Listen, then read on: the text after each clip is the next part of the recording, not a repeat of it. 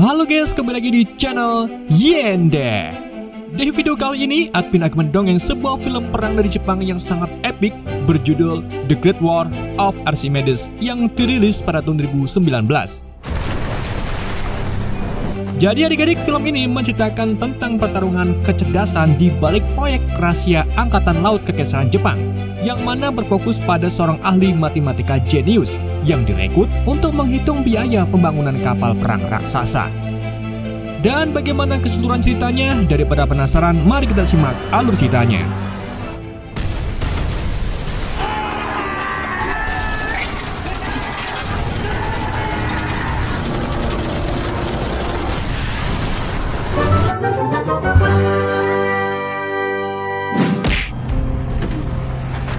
Cerita dibuka pada bulan 1945 tahun 7 April di Tanjung Bono Masiki. Di perairan itu terjadi pertempuran sengit antara Angkatan Laut Jepang dan Angkatan Udara Amerika Serikat. Dalam serangan udara berskala besar, kapal tempur Yamato kebanggaan Kekaisaran Jepang menjadi sasaran empuk utama.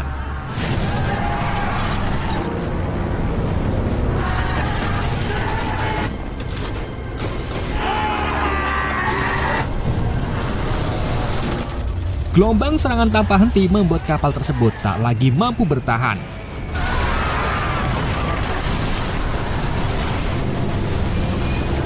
Dan pada harinya, kapal raksasa Yamato tenggelam bersama lebih dari 3.000 personel Angkatan Laut Jepang dan menjadi salah satu kekalahan terbesar dalam sejarah maritim Jepang.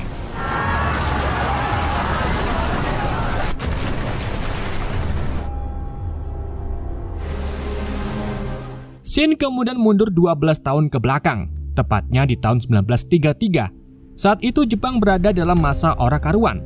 Ketegangan global meningkat seiring agresi militer di Tiongkok dan tekanan dari Eropa serta Amerika. Di tahun itu, Jepang juga menarik diri dari Liga Bangsa-Bangsa. Tentu saja keputusan itu membuat negara Jepang semakin terisolasi dari dunia internasional.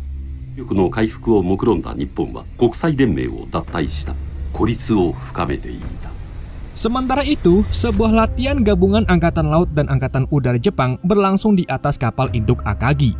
Panglima tertinggi yang memimpin latihan ini adalah Laksamana Yamamoto Isoroku.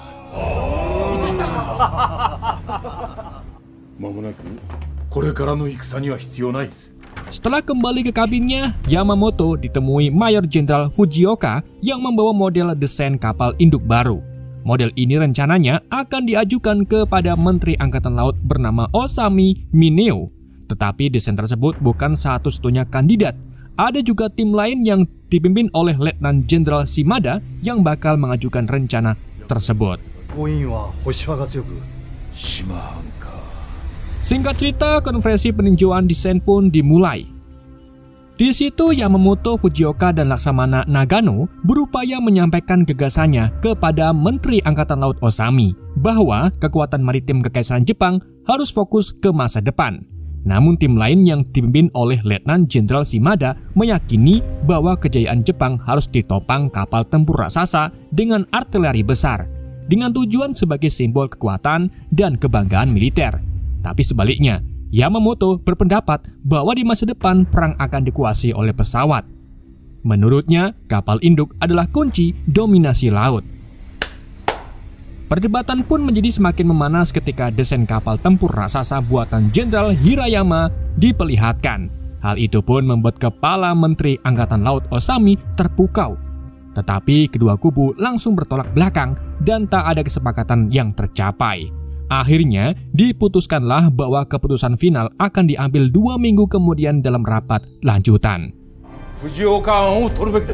Usai pertemuan itu, Yamamoto, Fujioka, dan Nagano memilih membahas ulang strategi mereka di sebuah penginapan dekat markas Angkatan Laut. Namun sayangnya, diskusi menemui jalan buntu, sehingga mereka memutuskan untuk bersenang-senang dulu. Saat Nagano berniat memesan minuman dan bondolan, pemilik penginapan menyatakan semua wanita telah dipesan oleh seorang pria muda. Yamamoto dan Fujioka pun mendatangi kamar tersebut, di mana di dalam kamar itu ada seorang pemuda bernama Tadashi Kai. Kai menunjukkan sikap tidak ramah terhadap para perwira Angkatan Laut.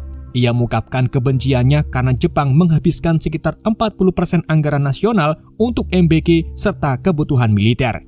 Kai juga menceritakan bahwa ia pernah menjadi guru privat di keluarga Osaki yang merupakan keluarga bangsawan pembuat kapal ternama di Jepang. Dari pekerjaan itulah ia membiayai studinya di Universitas Kekaisaran dengan mengajar matematika. Di situ aktivitas yang Kai lakukan bukanlah hal seksual, melainkan permainan hitung-hitungan matematika dan fisika yang ia lakukan dengan cepat dan tepat. Ia kemudian mengaku dikeluarkan dari kampus karena membuat kesal pihak Angkatan Laut yang saat itu tengah bernegosiasi dengan kepala keluarga Osaki.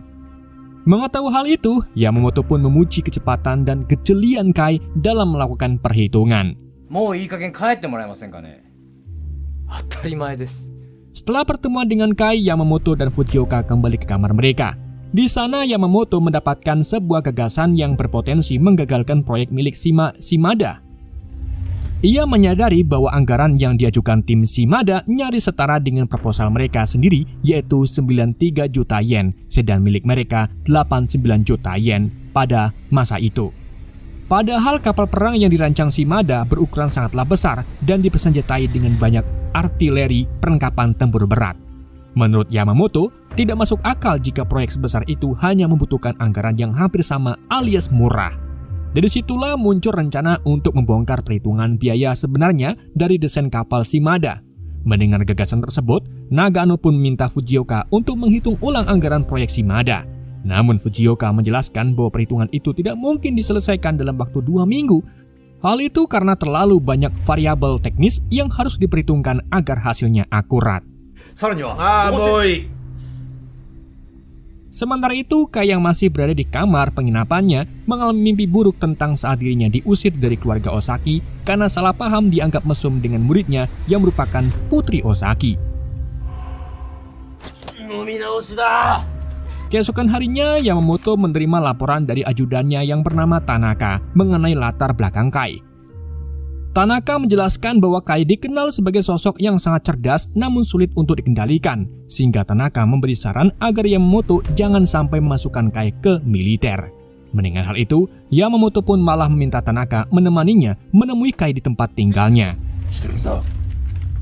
Sesampai di sana dan bertemu Kai, Yamamoto langsung mengajak Kai bergabung dengan unitnya untuk membantu membongkar proposal yang diajukan oleh tim Shimada. Namun Kai menolak tawaran tersebut. Ia mengaku telah berencana pergi ke Amerika untuk melanjutkan studinya. Dan untuk mengubah pikirannya Kai, Yamamoto pun menyampaikan bahwa perang melawan Amerika kemungkinan besar akan terjadi. Pernyataan itu pun membuat Kai terkejut. Ia lalu menyatakan bahwa Jepang tidak memiliki peluang menang jika perang benar-benar pecah. Mendengar itu, Yamamoto pun kembali meyakinkan Kai. Ia menegaskan bahwa tujuan mereka bukan untuk berperang melainkan mencegahnya, dengan membuktikan bahwa proyek kapal perang raksasa itu tidak layak disetujui. Dengan begitu, keputusan yang salah dapat dihindari dan ribuan nyawa rakyat Jepang bisa diselamatkan. Setelah menyampaikan maksudnya, Yamamoto pun pergi dari hadapan Kai. Keesokan harinya, Kai bersiap berangkat ke Amerika. Namun ia teringat kejadian di masa lalu saat ia mendampingi kepala keluarga Osaki dalam pertemuan dengan Menteri Pertahanan. Dalam pertemuan itu, sang menteri mengusulkan pembangunan kapal perang besar dengan keluarga Osaki sebagai pelaksana proyek. Kai yang mendengar gagasan tersebut justru nyelonong ikut berbicara dan mengkritik rencana itu karena tidak didasarkan pada perhitungan matematika yang matang, melainkan ambisi semata. Ucapan itu pun tentu saja membuat kepala keluarga Osaki merasa dipermalukan dan mengusir Kai dari keluarga tersebut. Di saat itu juga murid lesnya yang bernama Kyoko datang ke pelabuhan. Kyoko merupakan putri keluarga Osaki yang dicintai oleh Kai. Di situ Kai pun akhirnya mengurungkan niatannya dan memilih tetap tinggal di Jepang. Dan tanpa disangka, ternyata Yamamoto dan Tanaka telah menunggu Kai di dermaga. Setelah Kai menyatakan kesediaannya bergabung, Yamamoto langsung menjelaskan tugas Kai, yaitu menghitung anggaran sebenarnya dari proyek kapal perang milik Shimada dengan waktu 2 minggu. Dan sebagai bentuk kepercayaan, Yamamoto pun langsung memberikan pangkat mayor kepada Kai agar memiliki akses lebih dalam menjalankan tugasnya. Selain itu, Yamamoto juga menugaskan Tanaka untuk menjadi pengawal sekaligus pendamping pribadi Kai selama menjalankan tugas tersebut. Keesokan harinya, Kai datang ke markas militer untuk diperkenalkan kepada Jenderal Nagano. Dalam pertemuan itu, Nagano menyampaikan kepercayaannya bahwa Kai mampu menghitung anggaran sebenarnya dari proyek kapal perang milik tim Shimada. Ia juga mempersilahkan Kai menggunakan sebuah ruangan kosong sebagai tempat kerjanya. Saat Kai dan Tanaka menuju ke ruang tersebut, mereka berpapasan dengan Letnan Jenderal Hirayama yang merupakan perancang utama kapal perang tim Shimada.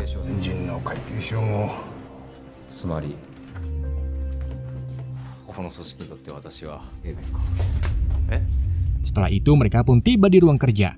Tanaka lalu menyerahkan proposal desain milik Hirayama kepada Kai.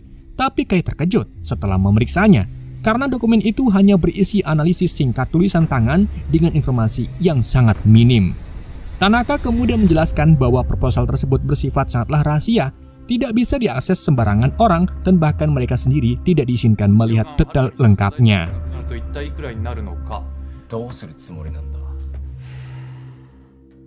Di tempat lain, Shimada melapor kepada Hirayama bahwa Yamamoto telah merekrut Kai untuk menghitung anggaran proyek mereka. Ia khawatir langkah itu dapat mengancam posisi mereka. Namun, Hirayama menenangkannya dengan menegaskan bahwa selama Kai tidak diberi akses data apapun, rencana itu tidak akan berbahaya.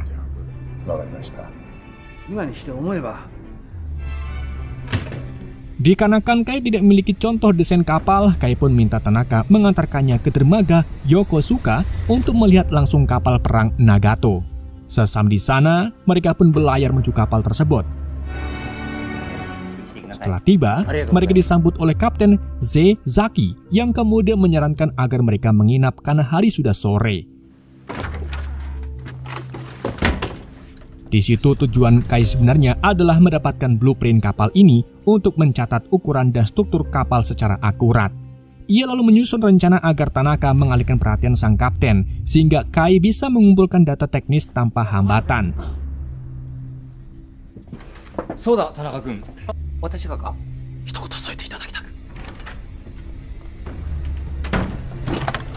Rencana itu pun akhirnya berhasil dan Kai mendapatkan informasi yang ia butuhkan.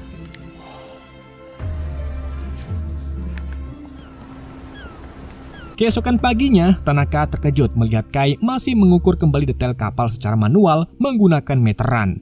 Menurut Kai, data sekecil apapun tetap penting. Tanaka pun memberi batas waktu hingga sore hari. Namun, tanpa mereka sadari, ternyata pergerakan mereka telah diawasi oleh mata-mata dari pihak Shimada. Saat sore tiba, Tanaka meminta Kai berhenti dan kembali ke markas. Hal ini pun membuat Kai merasa kecewa karena datanya belum lengkap. Akan tetapi ternyata Tanaka diam-diam ikut membantu Kai sejak pagi dan menyerahkan hasil catatannya kepada Kai. Keesokan harinya, Kai mulai menggambar ulang sketsa kapal perang Nagato berdasarkan data yang ia kumpulkan, dipadukan dengan referensi dari buku-buku teknik. Sementara itu di sisi lain, Shimada menerima laporan bahwa Kai melakukan pengukuran secara manual. Ia pun langsung meremehkan cara tersebut. Namun Hirayama mengingatkannya agar ia tidak meremehkan Kai. Dan saat itulah terungkap bahwa Menteri Angkatan Laut Osamu juga berada di ruangan itu dan bersekutu dengan mereka. Singkat cerita, mata-mata Shimada yang bernama Letnan Takato kemudian pergi ke rumah keluarga Osaki untuk menemui Kyoko. Ia membawa hadiah dari Shimada untuk keluarga Osaki. Namun Takato justru menyinggung hubungan masa lalu antara Kai dan Kyoko. Hal itu pun membuat Kyoko pergi meninggalkannya. Takato kemudian menyuap salah satu pembantu di rumah itu untuk mendapatkan informasi tentang hubungan mereka. Di malam harinya, Tanaka terkejut melihat Kai hampir menyelesaikan gambar desain kapal perang secara detail. Tanaka lalu mencoba menghubungi perwira lain untuk memperoleh data tambahan mengenai data kapal. Namun sayangnya, tidak ada satupun yang bersedia membantu mereka. Alhasil, Kai pun memilih menyelesaikan pekerjaannya sendirian. Setelah bekerja semalaman, Tanaka berniat membawakan sarapan untuk Kai. Namun di depan pintu ruangan, mereka mendapati selebaran yang menuduh Kai Tadashi sebagai pelaku pelecehan terhadap Kyoko Osaki. Sudah jelas bahwa yang menyebarkan ini adalah mata-mata dari Shimada untuk menggulingkan mental Kai. Kai pun langsung mendatangi Jenderal Nagano untuk klarifikasi bahwa tuduhan tersebut salah. Meskipun begitu, tuduhan itu membuat reputasi Kai dan Tanaka langsung hancur. Keesokan harinya, Kai mulai bodoh amat dengan gosip pribadi itu dan lanjut memasuki tahap akhir penyelesaian desain kapal. Akan tapi ia sempat ragu pada bagian rumus penguat tulang penahan ombak. Dan karena waktu yang semakin sempit, Kai pun memutuskan untuk menunda bagian itu dan melanjutkan penyempurnaan desain lainnya. 9 hari sebelum pengambilan keputusan terakhir, Kai akhirnya menyelesaikan blueprint versi miliknya sendiri untuk kapal perang yang dirancang oleh Shimada. Tantangan berikutnya adalah menghitung anggaran pembangunan kapal tersebut secara menyeluruh, mulai dari kebutuhan material, biaya peralatan, hingga ongkos tenaga kerja.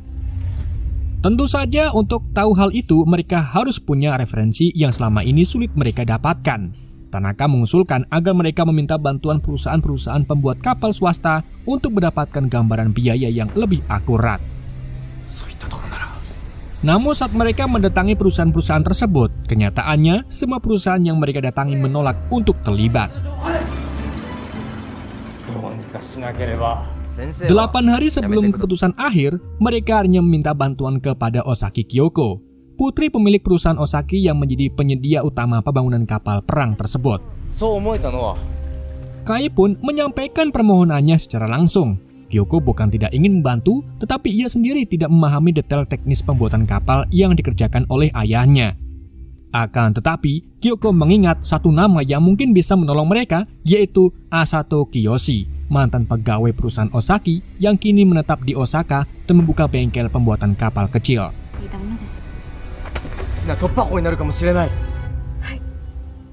Tanpa pikir panjang, Kai dan Tanaka pun segera berangkat menuju Osaka, meskipun perjalanan itu memakan waktu sekitar 12 jam menggunakan kereta. Singkat cerita, setibanya di sana, Osato-san justru menolak permintaan mereka. Ia menegaskan tidak ingin kembali berurusan dengan pihak militer, mengingat konflik masa lalunya dengan Angkatan Laut terkait proyek kapal perang yang berujung pada pemecatannya dari perusahaan Osaki. 6 hari sebelum pengambilan keputusan akhir, berbagai cara terus dilakukan oleh Kai dan Tanaka untuk meyakinkan Osato-san. Namun ia tetap menolak menemui mereka. Hingga akhirnya, tanpa diduga, Kyoko tiba-tiba datang langsung ke kantor Osato untuk membantu membujuknya. Setelah mendengar penjelasan Kyoko, Osato-san akhirnya bersedia membantu. Ia kemudian mengajak Kai, Tanaka, dan Kyoko menuju ke sebuah gedung tempat ia menyimpan seluruh dokumen lama miliknya. Di tempat itu, Osato-san terkesan melihat kemampuan Kai yang mampu menyusun blueprint kapal perang secara mandiri dalam waktu yang singkat, meskipun bukan berasal dari latar belakang teknik perkapalan. Setelah mengetahui jika rencana Kai adalah membongkar biaya pembuatan, Osato-san pun menjelaskan bahwa perusahaan swasta memang sering melakukan orderan fiktif dan markup harga untuk keuntungan mereka. Dengan data-data yang tersedia, Kai pun segera mulai menghitung estimasi biaya pembangunan kapal. Namun di tengah proses tersebut, Tanaka menerima telegram dari markas besar Angkatan Laut yang mengejutkan, di mana surat itu mengabarkan perubahan jadwal pertemuan keputusan final yang dimajukan menjadi keesokan harinya. Kabar ini pun membuat Kai dan yang lainnya panik kegirangan. Situasi ini juga memaksa Kai untuk berpikir cepat. Setelah merenung cukup lama, ia menyadari bahwa perhitungan seluruh biaya produksi dan tenaga kerja secara konvensional tidak lagi memungkinkan. Kai pun kemudian mengambil keputusan beresiko dengan memotong dan menyederhanakan blueprint rancangannya sendiri. Ia juga memilih menciptakan sebuah rumus yang diberi nama Sunsang Waringin untuk menghitung total kebutuhan besi sebagai dasar perhitungan biaya. Dengan pendekatan rumus itu, Kai dapat memperkirakan total biaya kapal hanya dari jumlah dan nilai material utama yang digunakan. 13 jam sebelum pertemuan pengambilan keputusan akhir, Kai, Tanaka, dan Kyoko bergegas kembali ke Tokyo. Sebelum berangkat, Osato-san membekali mereka dengan mendoan hangat. mengingat mereka belum sempat makan sejak kedatangan ke sini. Ia juga berpesan kepada Kai agar menggunakan kemampuan matematikanya untuk masa depan Jepang yang lebih baik. Di dalam kereta menuju ke Tokyo, ketiganya harus melanjutkan perhitungan jumlah besi yang dibutuhkan dalam pembangunan kapal perang rancangan Hirayama.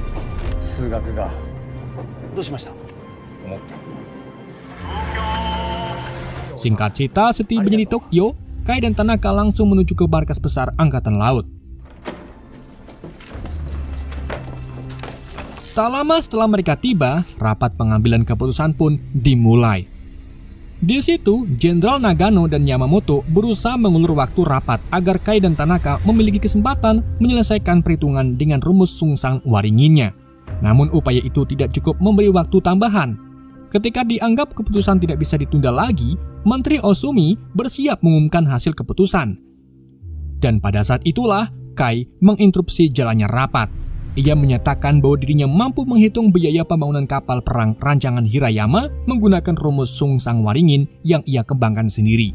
Namun Jenderal Shimada meragukan klaim tersebut. Ia memerintahkan Takato untuk menguji rumus Kai menggunakan data kapal perang yang telah selesai dibangun. Kai pun mulai menghitung di papan tulis dan hasil perhitungannya terbukti sesuai dengan data yang ada. Hal ini pun membuat semua orang terpukau dengan kepintaran Kai. Temuan itu juga memberi harapan bagi pihak Yamamoto untuk menggagalkan proposal Hirayama. Tak lama kemudian, Tanaka menyerahkan hasil perhitungan jumlah besi yang telah ia selesaikan kepada Kai. Dari perhitungan tersebut, terungkaplah bahwa biaya kapal milik Hirayama sebenarnya mencapai 2 kali lipat dari angka yang diajukan kepada menteri.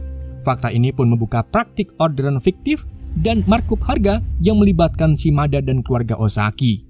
Fakta ini juga membuat Hirayama hanya bisa terdiam. Namun akhirnya Hirayama kemudian menjelaskan bahwa manipulasi perhitungan itu ia lakukan dengan sengaja untuk memberikan informasi palsu kepada negara musuh. Hal itu menjadi strategi perang. Karena jika dunia mengetahui Jepang sedang membangun kapal perang raksasa dengan biaya besar, negara-negara lawan akan mempercepat persiapan perang mereka. Dengan begitu, Hirayama harus memalsukan anggaran pembangunan kapal. Setelah mendengar penjelasan tersebut, Menteri Osumi pun menyetujui argumen Hirayama dan proposal pembangunan kapal perang rancangannya pun disahkan. Kini upaya Kai selama ini pun berakhir sia-sia alias ora kanggo blas. Meski demikian, Kai tidak menyerah.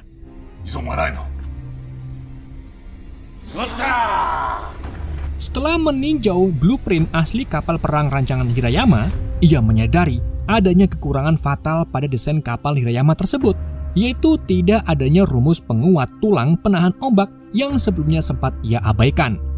Kekurangan ini berpotensi membuat kapal tidak mampu menahan gelombang besar yang dapat menyebabkan lambung kapal patah dan tenggelam. Kai kemudian menunjukkan desain buatannya sendiri sebagai perbandingan. Dan ternyata desain buatan Kai lebih sempurna daripada milik Hirayama sendiri. Menyadari kemampuan Kai di atas langit, Hirayama pun akhirnya mengakui kekalahannya dan meminta menteri untuk menarik desainnya dari rencana pembangunan. Dan akhirnya rapat pun menetapkan desain kapal induk dari tim Yamamoto sebagai pemenangnya. Akan tetapi, keputusan tersebut justru membuat Kai merasa tidak tenang. Dan disinilah plot twist sebenarnya terungkap. Setelah memenangkan rapat, Yamamoto yang sebelumnya mengagung-agungkan perdamaian, ia malah merencanakan penggunaan kapal induk tersebut sebagai pangkalan utama pesawat tempur.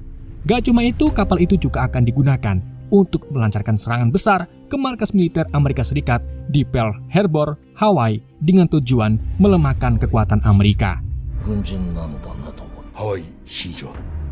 Singkat cerita, 1 bulan kemudian, Kai dipanggil menemui Hirayama. Di sana ia terkejut melihat sebuah model kapal perang yang ternyata merupakan desain yang pernah ia buat, tapi sudah disempurnakan. Dan pemerintah Kekaisaran Jepang berencana membangun kapal tersebut. Tentu saja Kai menentang rencana itu karena khawatir akan memicu perang yang lebih besar. Namun Hirayama menjelaskan bahwa cepat atau lambat Jepang akan menghadapi peperangan. Menurutnya, ia dan Kai harus mengambil peran dalam masa tersebut. Keduanya juga sama-sama memahami bahwa jika Jepang berperang melawan Amerika, kekalahan besar pasti tidak terhindarkan. dan rakyat Jepang akan berjuang hingga titik terakhir yang berujung pada kehancuran total. Karena itulah kapal perang raksasa yang akan dibangun ini dirancang sebagai simbol terakhir kejayaan kekaisaran Jepang sebelum akhirnya hancur di medan perang. Kapal itu akan dinamai Yamato, bukan sebagai alat kemenangan, melainkan sebagai lambang kekuatan dan semangat Jepang agar bangsa lain tidak meremehkannya.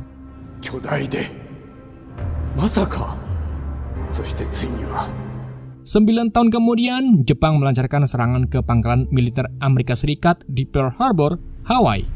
Dan kapal perang Yamato yang telah siap pun berlayar bergerak menuju ke medan perang di bawah komando Jenderal Yamamoto. Dan cerita akan nyambung ke scene awal di mana kapal perang Yamato akhirnya tenggelam. Film pun berakhir.